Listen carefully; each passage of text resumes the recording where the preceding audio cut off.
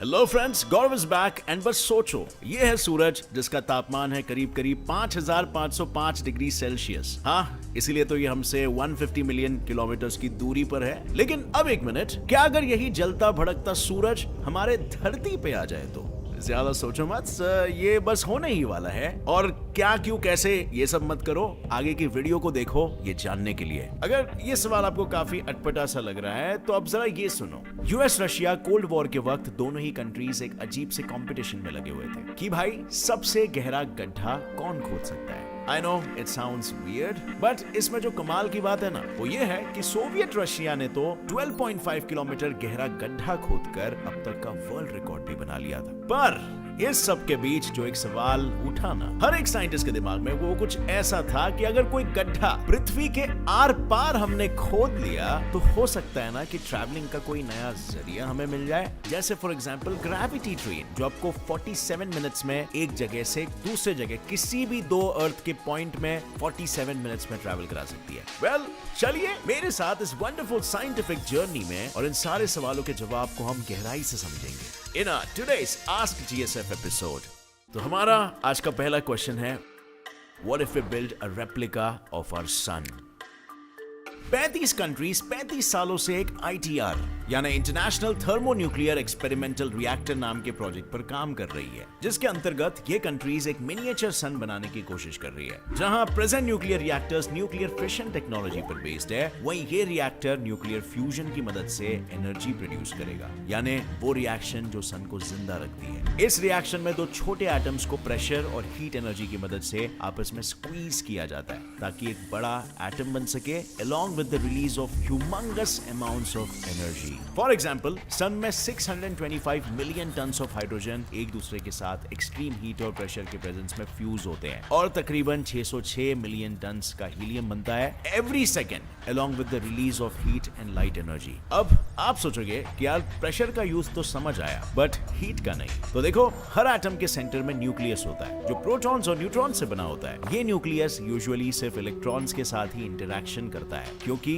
दोनों oppositely charged होते हैं। पर न्यूक्लियर फ्यूजन में हम दो एटम्स के न्यूक्लियाई को एक दूसरे से जोड़ना चाह रहे हैं, जबकि दोनों ही पॉजिटिवली चार्ज्ड है। सो उनके इलेक्ट्रोस्टैटिक रिपल्शन को ओवरकम करने के लिए हमें extreme amounts of energy provide करनी पड़ती है, जो होती है हीट के फॉर्म में। आई नो आपको लग रहा होगा कि ये कैसा सौदा है, but trust me, it is worth it. इस पावर प्लांट में अगर हम 50 मिलियन वॉट का पावर सप्लाई करते हैं एटम्स को फ्यूज कराने के लिए, तो उससे अराउंड 500 मिलियन वॉट्स तक का पावर जनरेट होगा, यानी एनर्जी एक्सपेंडिचर सिर्फ 10% है of what we are producing. और ये इसीलिए मुमकिन है क्योंकि इससे जो हीट निकलती है ना, वही आगे जाके इस रिएक्शन को कंटिन्यू रखने में मदद करती है, लाइक अ चेन रिएक्शन। यानी सन की तरह ये एक सेल्फ सस्टेनिंग सिस्टम है और इसीलिए 35 कंट्रीज इस प्रोजेक्ट में इतना इन्वेस्ट कर रही है। और जो पावर प्लांट है ना, वो 65 फुटबॉल फील्ड जितना बड़ा है और इसका कोर 3 आईफिल टावर जितना भारी है। वैसे ये पावर प्लांट बनाना जितना सिंपल लगता है उतना है नहीं। उसमें जो सबसे बड़ी दिक्कत आती है वो ये है कि इस रिएक्शन को जो हीट प्रोवाइड करनी पड़ती है ना, वो है 150 मिलियन डिग्री सेल्सियस, जिसे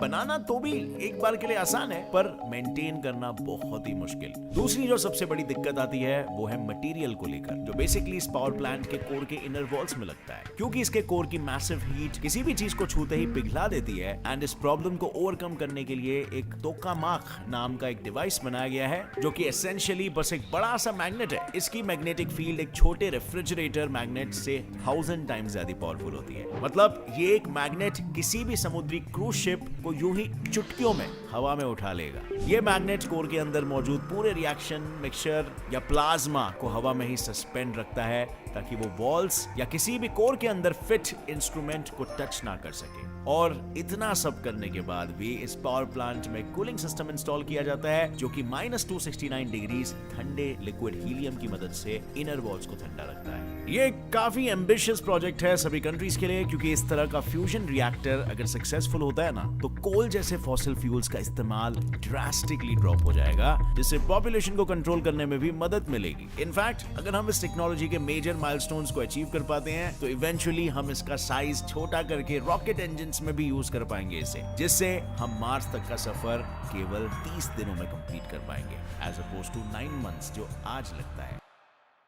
सो फ्रेंड्स, आगे बढ़ने से पहले यार हम सब टीनेजर्स हैं एंड टू बी ऑनेस्ट हमारी नजरें होती है कि भाई डिस्काउंट कहाँ पे चल रहा है ताकि हम अपने कुछ पैसे बचा सके और अपने बारे में अच्छा फील कर सके, राइट? आज मैं आपको एक ऐसा ऐप बताता हूँ ना जिसमें आपको हर चीज में डिस्काउंट मिलेगा। इस ऐप का नाम है मैजिक पिन और जैसे आप इस ऐप में देख सकते हो अलग अलग कैटेगरीज में आपको अलग अलग डिस्काउंट्स मिलेंगे। जैसे फॉर एग्जाम्पल अगर हमने ये चेक किया कि फूड डिलीवरी में कितना डिस्काउंट चल रहा है तो ये देखो ये सारे आ गए डिस्काउंटेड रेट्स जो आपका फायदा कराएंगे और आपका समय बचाएंगे, क्योंकि यार नॉर्मल एप्स में ढूंढने में बहुत ज्यादा फ्रस्ट्रेशन होता है। मतलब इमेजिन करो यार, कोई भी नॉर्मल ऐप से अगर आप खरीदते हो तो आपको 2 घंटे लग जाते हैं डिस्काउंट ढूंढने में। यहाँ पे आपका कितना समय बच रहा है। इसमें जैसे ही आप अपने ऑर्डर का बिल अपलोड करते हो वैसे ही तुरंत आपको कैशबैक भी मिलता है। Extra 200 magic pin points for first 200 users, जहां पर 1 magic pin point is equal to 1 rupees. इन मैजिक पिन पॉइंट्स को आप कहीं पे भी शॉपिंग करते वक्त यूज कर सकते हो। और पता है, अगर मैजिक पिन में आप न्यू यूजर 90 का कोड यूज करते हो ना तो आपको 90% का डिस्काउंट मिलता है अपने फर्स्ट ट्रांजैक्शन पे, मतलब ऑलमोस्ट फ्री में। सो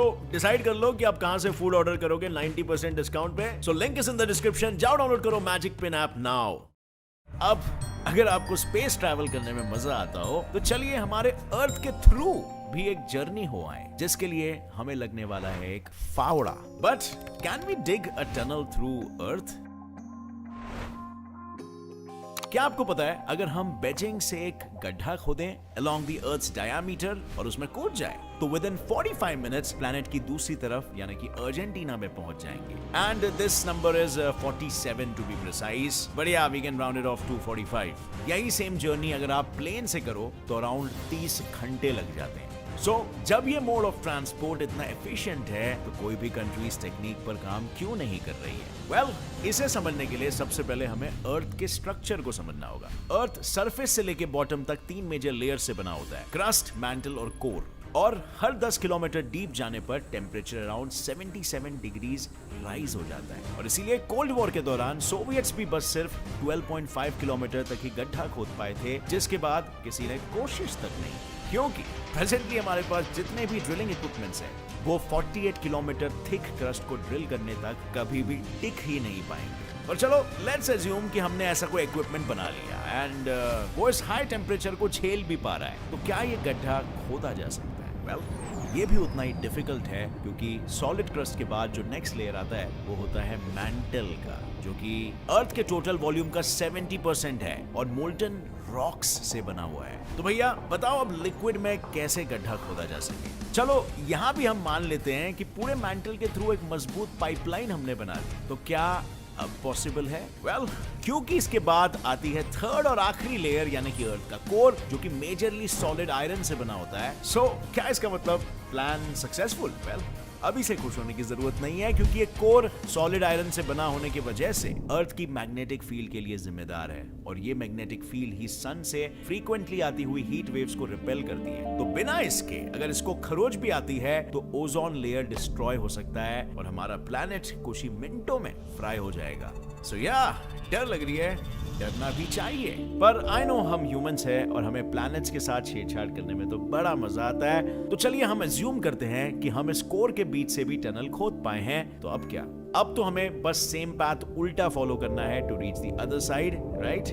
नहीं, अब आप कोर के तरफ नहीं बल्कि कोर के अगेंस्ट खोदने वाले हो, यानी ग्रेविटी आपको पीछे खींचने वाली है, जो आपका हर कदम 2 गुना मुश्किल बना देगा। यार यू नो व्हाट, मुझे तो अभी से ही थकावट होने लग गई है। I'd rather prefer flight and have a safer travel. So friends, अब इसी के साथ हमारी यात्रा यहीं पर खत्म होती है, लेकिन मेरे पास आपके लिए एक रिडल है। मुझे बताओ कि टाइम का ऐसा कौन सा पीरियड है जो सबसे हल्का है, म्हणजे सबसे लाइट है। अब इसका आंसर थोड़ा सा लोलवा होगा, तो दिमाग के घोड़े ज्यादा भी मत दौड़ाना। आंसर जो भी है नीचे कमेंट करके मेरे साथ शेयर करना, देखते हैं आप सही जवाब दे पाते हो कि नहीं। और हाँ फ्रेंड्स, इस वीडियो से कुछ भी नया सीखने मिला तो एक लाइक जरूर ठोकना। अगर आप अपने अंदर की क्यूरियोसिटी की प्यास को बुझाना चाहते हो सदा, तो अभी इस चैनल को सब्सक्राइब कर लो और बेल नोटिफिकेशन ऑन करके रेडी रहना अगले एपिसोड के लिए। With that said, as always, stay curious, keep learning and keep growing. जय हिंद।